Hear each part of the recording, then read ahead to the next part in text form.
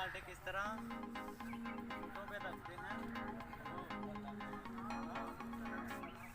इस तरह नहीं होती उर्दू।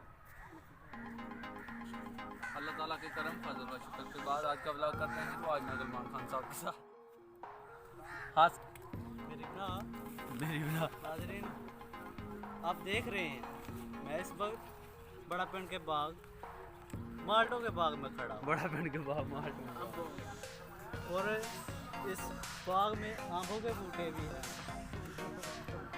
हम आपको दिखाएंगे कि माल्टा किस तरह से छीलते हैं और किस तरह से खाते हैं।